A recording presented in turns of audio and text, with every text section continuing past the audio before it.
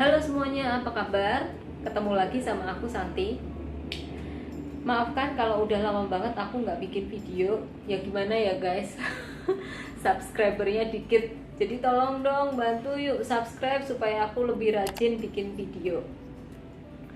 Tapi di luar itu gitu ya, semoga kalian semua di luar sana tetap sehat, tetap produktif, dan masih terus fokus untuk mengejar mimpi kita masing-masing, oke? Kali ini aku mau ngebahas soal declutter lagi nih gitu, karena video yang lalu minatnya cukup banyak tentang declutter ini, dan memang aku tuh lagi pengen menekunin dunia declutter atau beres-beres barang lah ya, istilah gampangnya beres-beres barang, beres-beres rumah, supaya rumah itu terlihat lebih luas, lebih lega. Jadi kita effort untuk membersihkan rumah itu juga jauh lebih gampang, udara juga lebih sejuk, lebih sehat juga. Jadi itu investasi juga sih jangka panjang untuk kita sebenarnya, dibanding kita itu punya banyak barang. Tapi again memang challenge juga ya, untuk kita sering declutter gitu, kadang capek, kadang tuh lebih sayang ini barang kayaknya masih kita pakai, padahal ya udah puluhan tahun nggak dipakai-pakai juga sih. Tapi kemarin tuh aku menemukan apa ya, menggali motivasi gitu ya, nemuin motivasi sebenarnya manfaat declutter ini apa sih gitu. Kalau kita dibalikin ke masalah yang kualitatif gitu, atau ya lebih sehat, lebih luas, itu kan kadang nggak menyulut motivasi kita gitu ya. Tapi kalau udah ngomongin soal nominal, soal uang gitu kan, wow bener juga ya gitu. Jadi oke, tonton sampai habis. Di sini aku tuh mau berbagi soal declutter. Ternyata kita tuh dengan mendeclutter barang yang kita punya, kita juga bisa menghasilkan uang dari sana. Itu yang menariknya. Nah, mungkin di sini aku mau share 3 tips dulu gitu ya. Gimana kita cara menghasilkan uang dari metode declutter ini. Pertama, lihat rumah kita masing-masing gitu ya. Biasanya apalagi cewek gitu sering banget beli barang-barang elektronik gitu ya.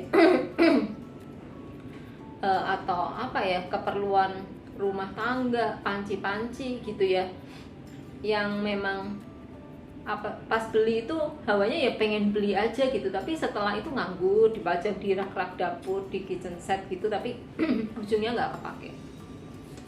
Nah itu sih kalau yang elektronik. Biasanya aku tuh punya kayak toaster, punya apa lagi ya, steamer gitu ya, waduh lengkap deh, punya toaster lagi model yang lain gitu ya, terus punya kettle listrik beberapa buah.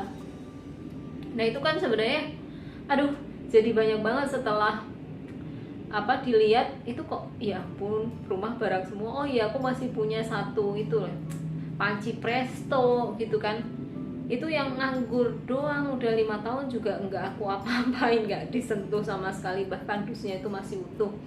Nah untuk barang-barang yang luxury seperti ini gitu ya, bisa aku katakan luxury, maksudnya yang kalian belum sentuh sama sekali, berbau elektronik, atau misal peralatan dapur atau peralatan anak yang harganya cukup mahal, itu kita bikin kategori pertama dulu ya. Kayak misal kalau peralatan anak tuh, punya anak aku kayak ada boncer atau apa sih, goyangan bayi yang elektronik gitu, atau misal sepeda. Biasa kan anak kita tuh ada stagingnya gitu ya, umur 1 tahun pakai sepedanya yang apa sih, kayak stroller doang, dorongan. Nah itu kan kalau udah nggak kepake dan masih bagus, bisa juga tuh kita upayakan untuk dijual. Nah barang luxury pertama ini biasanya aku tuh jualnya di marketplace gitu ya. Jadi aku tuh sampai bikin toko khusus untuk menjual barang-barangku yang kalap aku beli.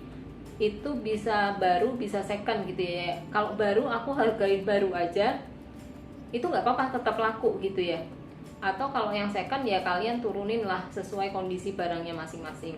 Yang baru pun itu biasanya selain aku beli sendiri kalap gitu ya, biasanya tuh ada kado juga gitu ya, dari kelahiran anak aku, atau kado dari acara kantor, atau kado ulang tahun ya. Maaf ya, bukan berarti mau menyinggung, tapi kan kadang ada yang memang kadonya itu nggak sesuai, yang apa ya, maksudnya itu bukan barang kita banget lah ya. Ini bukan masalah merek, tapi misal nih aku dikasih jam tangan, aku kan nggak pernah memang pakai jam tangan gitu ya, jadi kan oh itu nggak kepake gitu. ya udah itu dijual aja. Nah untuk barang luxury ini jualnya di marketplace aja gitu. Kalian bisa buat toko di salah satu marketplace lah ya. Nah itu kalian perlu survei juga marketplace-nya gitu, mau di Tokopedia, Shopee atau yang lain. Biasanya setiap marketplace itu walaupun terlihat sama, tapi sebetulnya punya keunikan masing-masing. Ini aku mau disclaimer dulu ya, maksudnya ini based on asumsi aku atau pengetahuan aku dari teman-teman juga. Biasanya kalau menurut aku tuh kalau barang-barang yang berbau cewek itu akan banyak laku di Shopee gitu kan, karena ibu-ibu banyak di sana. Ini balik lagi asumsi ya, tapi kalau barang-barang yang general itu banyakan di Tokopedia. Jadi kalau aku mau jual elektronik gitu ya, yang berbau elektronik kayak hair dryer lah, apa tadi panci, presto, toaster, aku jualnya di Tokopedia. Tapi itu juga tergantung preferensi kalian masing-masing ya. Biasanya aku emang sering bukanya Tokopedia atau Shopee, mau jualnya di sana aja ya nggak masalah gitu. Terus kalau terkait kalian biasa kan nanya nanti ini apa laku gitu kan, dagangan kita bersaing sama toko-toko yang memang udah established di platform itu. Jangan khawatir sih, biasanya selama reputasi yang kita dapatkan dari pelanggan itu baik, barang kita tuh tetap laku kok, walaupun bukan official store-nya produk itu gitu. Jadi memang ya pelan-pelan harus sabar. Tapi kalau nanti lama-lama gitu ya, kayak aku tuh udah sering sering jualan barang gitu ya yang nggak aku pakai, itu laku-laku aja kok. Terus secara reguler memang ya ada terus gitu.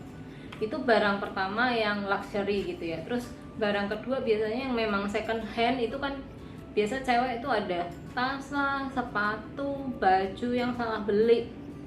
Nah itu kalian bisa kategoriin ke barang kedua. Nah itu biasanya aku jualnya di Instagram atau di pas ada bazar-bazar gitu, kalian bisa ikut nepeng untuk jualan second hand, itu laku juga loh gitu. Jadi kalian kumpulin aja sebanyak mungkin, jualah di sana.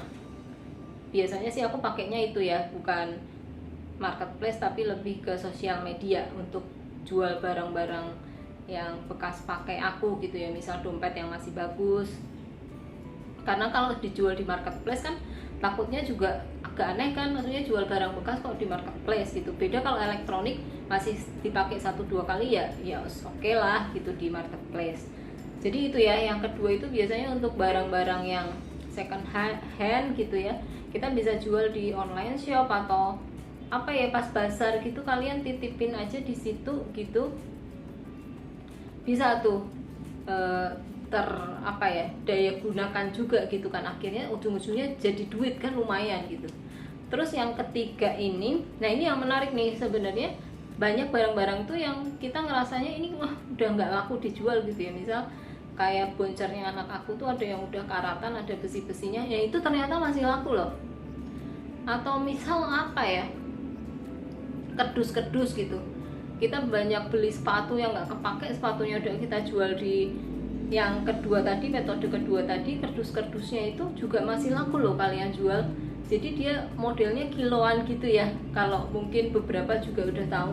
Jadi kita itu nimbang berat, sebanyak berat yang kita udah nggak mau pakai itu berapa kilo ya, memang jatuhnya lebih murah, tapi itu juga terdaya gunakan loh dengan baik. Jangan salah, kayak pipa-pipa, kabel-kabel itu tuh kayak masih laku aja sih kita jual. Jadi wah menarik juga ya, dengan metode declutter ini aku tuh bisa menghasilkan duit dari barang-barang yang selama ini aku merasa itu udah waste banget, nggak aku gunain sama sekali, bisa jadi duit lagi gitu. Tapi ya jangan membuat itu uangnya balik beli barang lagi, jangan sih, itu yang mau aku kontrol juga. Jadi itu gitu pengalaman aku selama ini yang kayaknya menarik nih untuk di-share ke kalian. Semoga kalian juga bisa melakukan praktek hal yang sama seperti yang aku lakukan, dan juga jadinya ke arah declutternya sampai duitnya juga dapat lagi, kan asik ya. Oke, paling itu dulu. Thank you for watching semuanya, sampai ketemu, dadah.